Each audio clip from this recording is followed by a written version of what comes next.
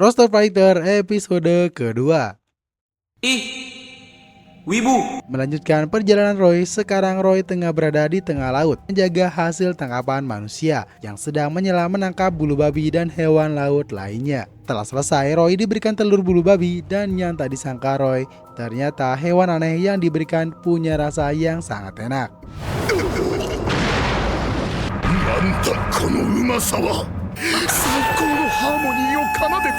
Kemudian Shin berpindah ke seorang paman-paman yang mirip preman yang sedang berjualan anak ayam, di mana ada anak ayam yang sedang dibully karena menyemangati paman yang sedang menjual mereka. Karena tampilan mirip preman, banyak anak-anak yang takut membeli ayamnya. Bahkan dia ditangkap oleh polisi, dan ini bukan yang pertama kalinya.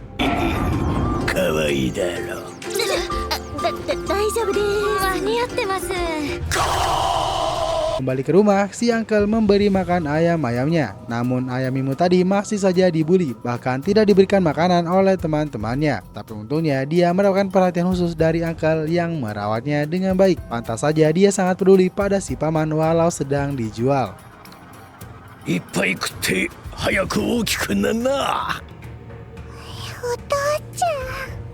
Mereka sangat dekat, bahkan menonton film bersama dan makan bersama. Saat menonton, ayam imut itu menyadari kalau tato Yakuza dalam film mirip dengan tato uncle yang dia anggap ayahnya. Dan si uncle beralasan karena ingin dihormati, seperti aktor dalam film itu. Membuat ayam imut juga ingin punya tato yang sama seperti milik ayahnya. Dan dia pun ditato. Tanpa disadari, si uncle mengidap bisul yang ada di belakang tengkuknya. Dan bukan bisul biasa, melainkan tanda-tanda kalau dia akan berubah menjadi iblis.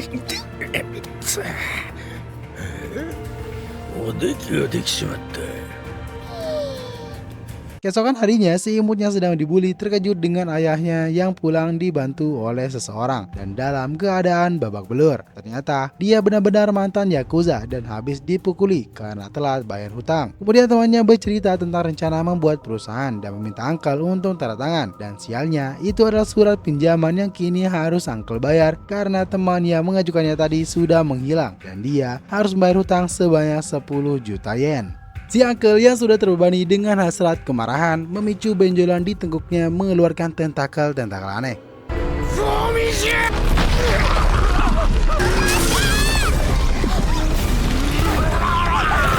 Yang lama-lama makin membesar dan membuatnya menjadi monster iblis setengah hiu mengerikan yang mulai menghancurkan kota-kota. Roy yang tengah mengintip orang yang sedang makan menyadari hal itu dan langsung bergegas ke lokasi. Si ayam imut terus berusaha untuk memohon ayahnya untuk berhenti, tapi apa daya ayahnya bahkan tidak mendengarkannya. Tubuh hiunya memakan apapun di depannya dan membahayakan umat manusia. Dan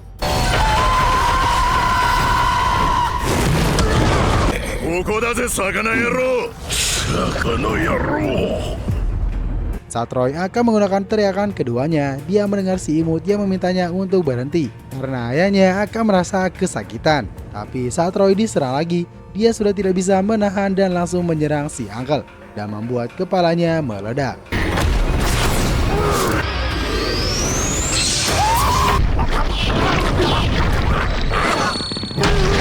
Timur tidak terima dan bahkan mengira kalau Roy orang jahat. Di tengah pertengkaran, mereka sadar kalau ternyata ayahnya kembali menjadi manusia dan masih hidup walau menjadi sangat kurus. Berarti itu Roy sedikit terkejut karena ini pertama kalinya terjadi. Yang biasanya monster yang sudah meledak tidak bisa kembali menjadi manusia normal lagi. Si imut melihat ayahnya kembali menjadi manusia merubah pikirannya. Kalau ternyata Roy bukan bermaksud jahat, tapi dia berniat menolong ayahnya.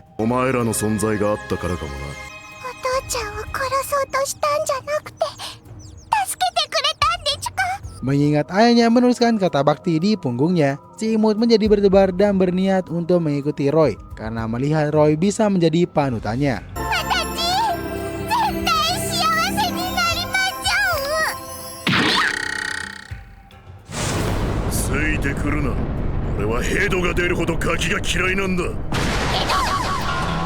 Keesokan harinya, si imut masih saja mengejar dan mencari Roy dan akan memarahinya kalau bertemu karena ditinggal kemarin. Saat berjalan, perutnya mulai keroncongan dan saat melihat cacing yang biasanya dimakan ayam, malah membuatnya takut dan heran kenapa orang dewasa makan hal menjijikan seperti itu. Dan si imut lebih memilih makan daun.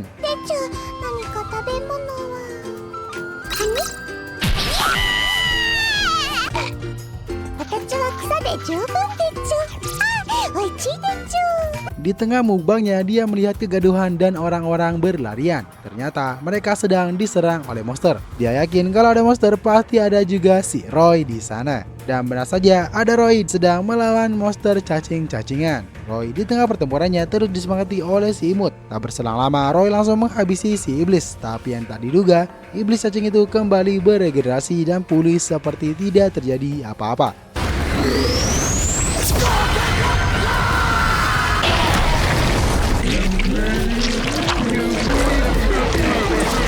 Si iblis mulai sombong dan meremehkan Roy karena semua yang dilakukan cuma akan sia-sia karena serangan apapun akan kebal terhadapnya. Tapi Roy tetap pede karena tiap iblis pasti punya titik kelemahan, dan benar saja alasan kenapa iblis cacing ini bisa beregenerasi karena jantung dan otaknya bukan berada di kepala, melainkan kedua organ itu ada di ekornya, dan tentunya tidak akan ada yang kepikiran untuk menyerang ke arah ekornya.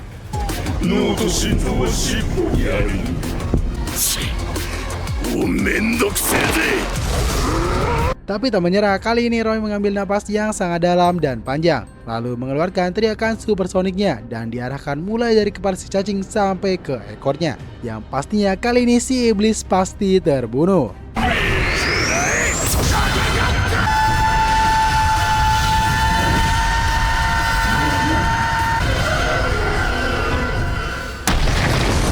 Iblis meninggoy, tapi karena terlalu banyak mengeluarkan tenaga supersoniknya, Roy pun kehabisan tenaga. Sedangkan masih ada sisa iblis yang masih sadar. Saat ayam imut ingin menghampiri Roy, ia malah menjadi sasaran empuk iblis cacing tadi yang berniat memakannya. Dengan tenaga terakhir, Roy berlari menyelamatkannya dan merelakan dirinya tergigit oleh si cacing. Dan pertarungan selesai.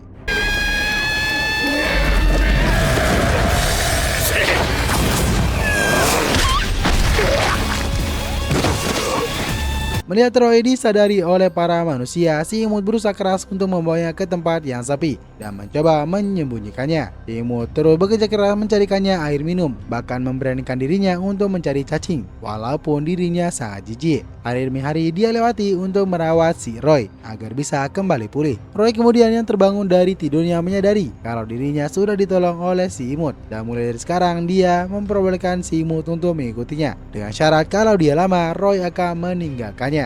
足手まといになったらすぐに捨てる。それがお前を連れて行く条件だ。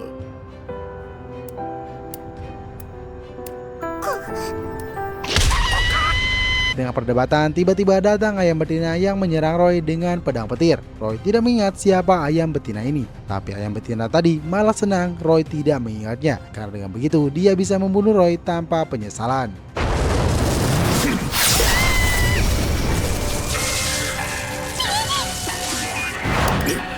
Begitulah akhir kisah Roy di episode kedua ini. Terima kasih dan tunggu episode ketiganya.